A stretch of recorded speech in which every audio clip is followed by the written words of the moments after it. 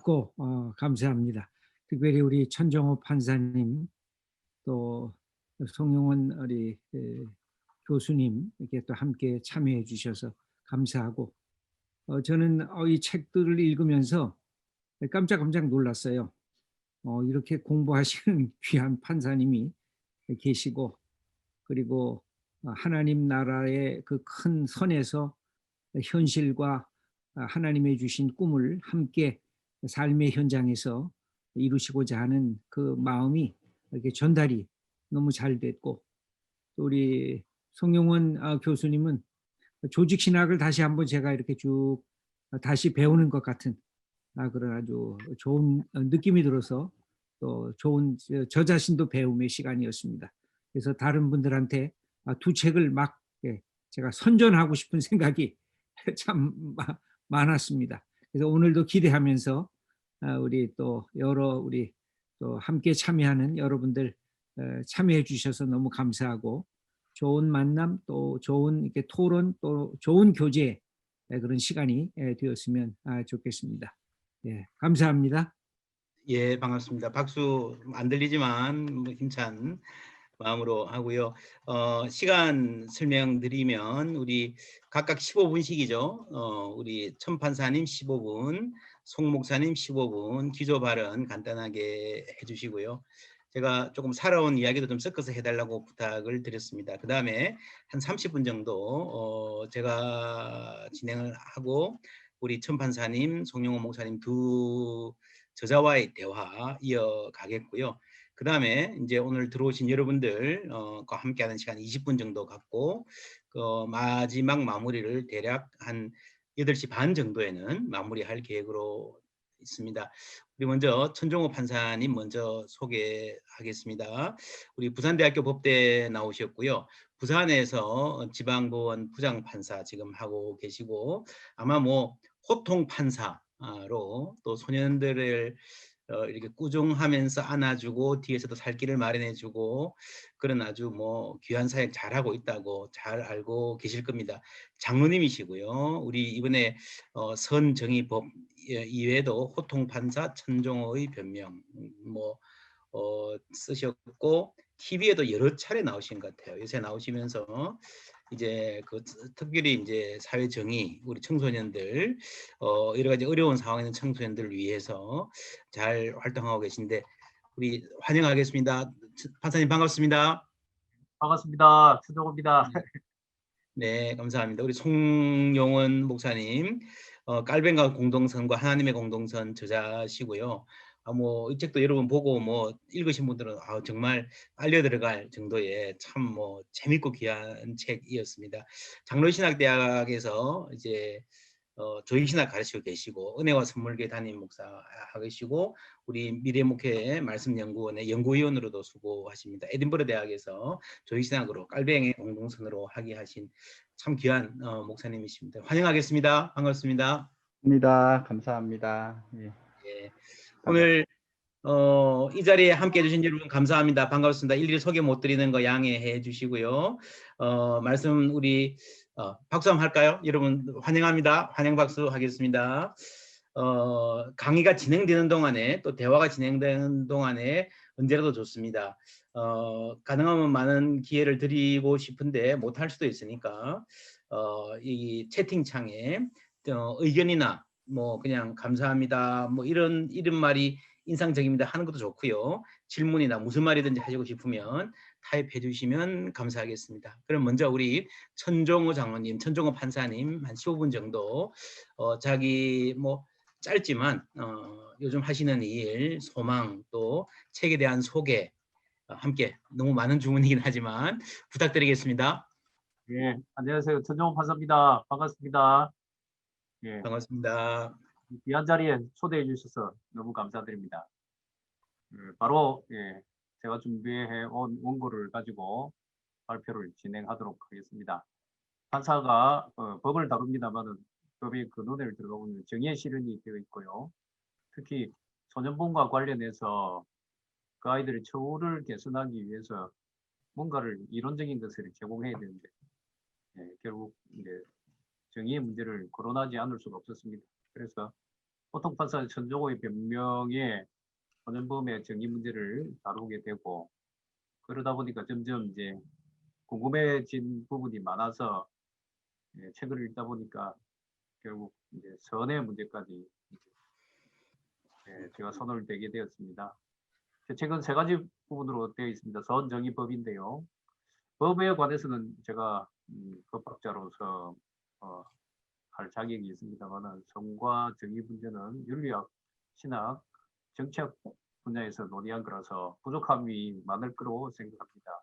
양해해 주시고 모자란 거 있으면 지적해 주시면 좋겠습니다. 오늘 여러분들한테 들려드리고 싶은 제목은 이렇게 되겠습니다. 공동체를 위한 선정의법입니다. 선정의법 이 책을 읽으시고 많은 분들이 어려워 하시는데요. 그러면 제가 기초 사례를 가지고 선이 뭐며 정의가 무엇이며 법이 무엇인지를 말씀드리고, 오늘 주제인 공동선에 관해서 제가 송 목사님 두 권의 책을 통해서 받은 인사이트를 가지고 말씀드릴까 합니다. 선정의법 이해를 위한 기초 사례로 간통죄 사례를 가지고 여러분들에게 말씀드리겠습니다. 과거의 형법 241조 제1항입니다. 현재는 폐지되었습니다만은 제1항은 배우자 있는 자가 간통한 때에는 2년 이하의 징역에 산다.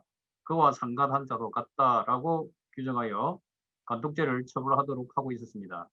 하지만 헌법재판소가 2015년 2월 26일에 간통죄 규정이 위헌이라고 결정함으로써 간통죄에 대해서는 더 이상 형벌을 부과할 수가 없게 되었습니다. 판사는 간통 행위에 관해 헌법재판소의 위헌 결정이 있기 전까지는 간통죄로 처벌할 수가 있었고 그것이 법의 실현이었습니다. 하지만 위헌 결정으로 판사는 간통 행위에 대해 더 이상 형법으로 처벌할 수가 없게 되었고 이 또한 법의 실현입니다. 이것이 바로 기본적으로 법의 문제입니다. 그러면 이제 정의의 문제는 뭐냐? 헌법재판소 결정으로 간통 행위는 더 이상 형법으로 처벌할 수가 없게 되었습니다. 이제 간통 행위를 형법으로 처벌하는 것은 실정법상의 정의의 원칙에 어긋나게 됩니다. 이게 정의의 문제입니다. 그럼 여기서 이제 선의 문제는 뭐냐? 간통죄 처벌 규정이 있던 시절에는 혼인 신고를 마치고 법률상의 배우자가 있는 사람이 다른 사람과 성관계를 한 경우에는 간통죄로 처벌되었지만, 혼인 신고를 하지 않은 사실혼 관계에 있는 사람이 다른 사람과 성관계를 한 경우에는 간통죄로 처벌되지 않았습니다. 이로 인해 간통죄 처벌 규정이 존재하던 시절에는 혼인신고를 마친 법률상의 혼인관계는 혼인신고를 마치지 않은 사실혼 관계보다 형법적으로 특별한 보호를 받고 있다고 할 수 있습니다. 이와 같은 혼인관계상의 정조 의무에 대한 특별한 보호는 대한민국이라는 공동체 및 부부 공동체가 지향하는 가치였습니다. 이러한 가치가 바로 더 나아가서 공동선이라 할 수 있습니다. 그런데 헌법재판소는 간통죄 규정이 위헌이라고 판단하였습니다. 그 주된 이유는 간통죄 처벌 규정이 개인의 성적 자기 결정권을 침해하였다는 겁니다. 헌법재판소의 판결의 기본 취지는 사실혼 관계에 있는 사람이 다른 사람과 성관계를 한 경우에는 간통죄로 처벌하지 않으면서 법률상의 혼인관계에 있는 사람이 다른 사람과 성관계를 한 경우에는 간통죄로 처벌한다는 것은 개인의 성적 자기결정권을 심각하게 침해하게 되고, 이는 평등의 원칙에 위반된다는 것으로 이해할 수가 있습니다. 이 판결의 핵심 요지는 공동선보다는 성적 자기결정권이라는 개인의 권리가 우선시되었다고 보면 됩니다. 결국 간통죄와 관련해서 법의 문제가 나오고요. 간통죄 규정이 있을 때 처벌을 할 수 있느냐는 정의의 문제가 되고, 그럼 간통죄 규정을 처벌할 경우에 특별히 형법이 보호하고 있는 게 뭐냐? 그게 이제 정조부라는 공동체의 가치, 공동선이라고 할 수 있습니다. 그럼 선은 뭐냐? 이거는 많은 분들이 알고 계실 것 같아서 간단하게만 말씀드리면, 선은 인간 본연의 능력과 성품이 좋다는 것을 의미한다고 저는 해석합니다. 좋다는 것은 더 좋다, 더 좋다, 더 좋다 표현과 같이 최상을 지향합니다. 좋다가 최상에 이를 때 최고선이라 하고, 최고선은 우리 기독교인으로서는 하나님이십니다. 우리는 최고선은 될 수는 없습니다만은 최고선의 일부로 참여할 수가 있습니다. 그래서 제 책에는 선의 문제에 있어서 여러 가지 유형으로 분류하고 있는데요. 최고선과 하위선, 본래적 선과 수단적 선, 내면적 선과 외면적 선, 개인선과 공동체의 선으로 나누고 있습니다. 예, 공동선에 관해서 말씀드리고자 합니다. 제가 사실은 가장 알고 싶었던 게 공동선이고요. 예, 책을 쓸 때 송영 목사님의 깔뱅이의 공동선을 보고 참 도움을 많이 받았습니다. 그리고 이번에 이 북토크 준비하면서 하나님의 공동선을 통해서도 많은 인사이트를 받았습니다. 이제 감사드리고요. 공동선의 개념에 관해서 송 목사님 책에 보면 창문틀을 비유해서 네 가지 모습으로 그리고 있습니다. 공익, 공공재, 그다음에 일반 복지, 공동선 이렇게 나누고 있는데요. 그래도 사실은 약간 이해하는 데 어려움이 있고 제가 더 궁금해하는 것이 있었습니다. 그래서 저는 이렇게 정리하고자 합니다. 먼저 공동선의 뜻입니다. 공동선은 공동체 구성원과 공동체가 함께 최고선에 이르게 할 수 있는 탁월함 또는 좋음이라고 저는 이렇게 표현하고 싶습니다. 공동선은 인간의 존엄성을 바탕으로 하는 개인선을 무시하지 않습니다. 오히려 개인선이 공동체의 선을 통해 최고의 선에 참여하도록 장려합니다. 여기서 여러분 이제 개념을 좀 정리해 주시면 좋겠습니다. 어떻게 정리해 주셔도 좋은데요. 우리 공동체 자체가 추구하는 목적을 저는 그냥 공동체의 선이라고 하고요. 예, 그에 대립되는 개념으로서 개인선이라고 이렇게 합니다. 그래서 개인선을 함께, 개인선과 공동체의 선을 함께 추구하는 것이 공동선이라고 저는 이렇게 표현하고 있습니다. 공동선은 함께라야 좋음에서 함께라도 좋음을 지향한다고 저는 생각합니다. 함께라야 좋음은 공동체 구성원들의 이직인 태도를 반영한다고 봅니다. 독자적인 삶의 경계를 정해놓고 다른 사람들이 그 경계를 넘어오는 것을 거부하는 것은 자신을 제외한 다른 사람들과 적대적인 관계를 형성할 가능성이 매우 높습니다. 이로 인해 이단 결과는 생명, 신체, 재산의 안전을 보장받지 못하게 되는 것입니다. 이런 상황에서 자신의 생명, 신체, 재산의 안전을 보장받기 위한 목적으로 공동체를 만든 경우를 함께라야, 함께하지 않으면 안 된다. 예. 이래서 함께라야 좋음이라는 표현으로 할 수 있고요. 제 책에서는 공공선 쪽에 가까운 개념이라고 보시면 됩니다. 한편 실력과 능력이 있어 굳이 공동체를 만들지 않아도 되는 사람들이 다른 사람과의 관계적 좋음을 유지하기 위해 자신의 것까지 나눌 각오를 하면서 공동체를 만드는 경우는 함께라도 좋음이라고 표현할 수가 있을 겁니다. 그래서 공동선의 출발점은 함께라야 좋으면서 최종적으로 우리가 내놓을 수 있는 펜은 함께라도 좋음. 이것은 개인선을 무시하지 않고요. 개인의 존엄성도 무시하지 않으면서 공동체의 발전을 함께 지향한다는 겁니다. 그래서 공동체의 성격이 뭐냐? 5가지로 나눠보겠습니다. 첫 번째, 공동선은 관계적입니다. 예, 성 목사님 책에도 그렇게 표현되어 있는데요. 공동선은 공동체를 전제로 하는 선이므로 관계적입니다. 우주의 관계는 하나님, 인간, 자연사이의 관계가 있습니다. 하나님을 믿지 않는 사람들은 그 존재에서 하나님이 제외됩니다만은 우리 기독교인들은 공동선을 염두에 둘 때는 반드시 하나님의 존재를 넣어야 됩니다. 인간이 만든 공동체에는 인간과 인간, 그다음 인간과 공동체와의 관계가 있는데요. 공동선은 공동체를 전제로 하므로 관계적입니다. 인간의 경우 어느 공동체에 소속되어 있느냐에 따라 관계 출발점에서 차이를 보입니다. 기독교인은 기독교 공동체에 소속되어 있으므로 하나님과의 관계에서 죄인의 지위에 서 있음을 출발점으로 합니다. 또 기독교 공동체 내에는 소위 말하는 거듭난 분들과 그렇지 않은 분들이 함께 생활할 수밖에 없습니다. 성 목사님 책에도 그런 표현이 있는 것을 보았습니다. 중세 가톨릭 사회에서 인간은 신민이라는 지위를 가지고 있고요. 근대 편주의 국가에서는 인간은 인민 또는 시민이라는 지위를 가지고 있습니다. 여기서 이제 여러 가지 어려움이 발생하는데요. 교회 공동체 내의 구성원의 지위는 입헌주의 국가를 지향하는 현대 세속 국가 내 구성원 지위와는 근본적으로 다릅니다. 그래서 기독교인들이 세상에 나가서 정치를 하거나 사회생활을 하고자 할 때는 우리가 어디에 소속되어 있는지를 잊으면 안 되는데, 그들의 입장에서 보면 그들은 하나님이 관계 존재에서 빠져 있기 때문에 결국 우리는 그들의 입장으로 내려가서 세속 국가에서 공동선을 실현할 수 있도록 애써야 된다는 겁니다. 결국은 세속 국가가 지향하는 인간들의 기본적인 모습은요, 죄인이 아니라 완전한 인격적인 주체를 기준으로 하기 때문에 거기서부터 출발점이 다를 수밖에 없고요. 거기서부터 개인의 정엄성 문제도 다를 수밖에 없습니다. 그리고 공동체는 관계적 조음을 지향합니다. 공동체 구성원 상관의 관계적 조음뿐만 아니라 공동체 구성원들과 공동체의 관계적 조음도 지향합니다. 두 번째, 공동체는 목적적입니다. 공동체는 최고선을 지향함으로 목적적입니다. 개인선과 공동체에선 모두 지향해야 할 점이 최고선입니다.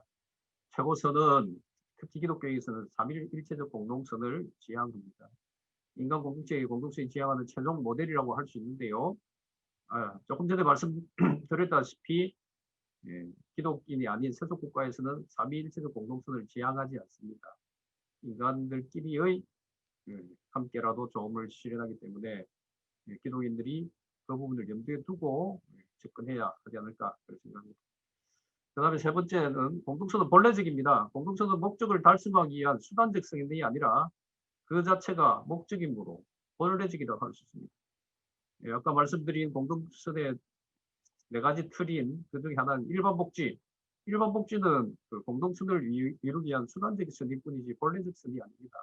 그래서 공동복지만으로는 공동선이라고 할 수가 없고요. 네 번째는 공동선은 자족적입니다. 공동선은 최상의 선을 지향함으로 자족적입니다. 따라서 공동선에 대립되는 실체나 개념은 없습니다. 공동선의 부재는 선의 부재와 마찬가지로 악일 뿐입니다. 근데 우리가 지금 현대 세속 국가에서는 개념에는 공동선을 잘 쓰지 않습니다. 대신 공익이라는 말을 쓰는데요. 공익은 대조적인 개념으로 사익을 필요로 합니다. 그래서 공익이라는 개념은 자족적이라고 할 수 없습니다. 그 결과 공익만으로는 공동선이라고 할 수가 없습니다. 다섯 번째, 공동선은 인격적입니다.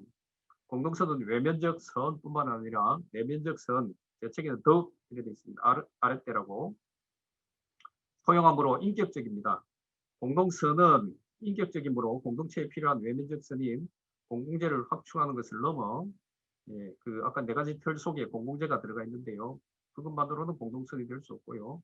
그런 공공재를 넘어 공동체의 구성원들의 내면적인 가치인 도덕성의 함양을 지향합니다. 공동선은 함께라도 좋음입니다. 그렇기 때문에 상호성, 엄밀한 상호주의, 엄격한 상호주의를 넘어서 한쪽이 손해를 볼 수 있는 이타성을 지향합니다. 이것이 아마 기독교인과 일반인들의 가장 근본적인 차이가 아닐까 생각합니다. 그리고 우리가 지향해야 될 공동선은 제로섬 게임이 아닌 비제로섬 게임을 시작합니다. 목사님 책에도 이렇게 표현되어 있는데요. 여기까지가 이제 공동선의 관계고요. 그럼 법학에서 한 가지만 말씀드리겠습니다. 제가 이 책을 쓰게 된 이유가 마이클 샌델 교수의 선이 있는 정의론과 선이 없는 정의론을 이해를 못해서 책을 쓰게 됐고 책을 읽기 시작했는데요. 선이 있는 정의론, 아까 말했듯이 간통죄의 부분에 있어서 선이 없는 정의론은 선을 빼기 때문에 누구의 권리가 우월하냐만 평가를 하게 됩니다. 그래서 헌법재판소가 내세운 것은 성적 자기결정권, 본인 신고를 했느냐 안 했냐 관계없이 성적 자기결정권이라는 권리를 인정해 줘야 된다고 해서 선이 없는 정의론이라고 봅니다. 우리가 기독교인으로서 선을 우리가 받아들이고 최고선인 하나님을 인정하면서 우리 공동선을 지향하는 사람들은요, 공동체가 지향하는 가치인 공동선을 우리가 사회생활이나 법의 해석에 있어서 포함시킬 수밖에 없고요. 그렇게 된다면 결국 부부 공동체가 지향해야 될 가치가 뭔지를 우리가 논하지 않을 수가 없습니다. 그래서 그런 측면에서 본다면 헌법재판소의 결정이 현대 세속주의 국가에서 맞는지도 모르지만 우리 기독교 입장에서는 조금 아쉬운 점이 있고요. 대신 형법에서는 그런 규율이 이제 없어졌습니다만 여전히 민법에서는 정조 의무 위반으로 이혼을 할 수 있는 이런 규정들이 있기 때문에 여전히 공동서는 다른 법의 영역에서 남아있다고 보시면 됩니다. 예, 이게 이제 선, 정의, 법의 문제로서 제가 여러분들한테 간단하게 말씀드릴 겁니다. 여기까지 마치겠습니다.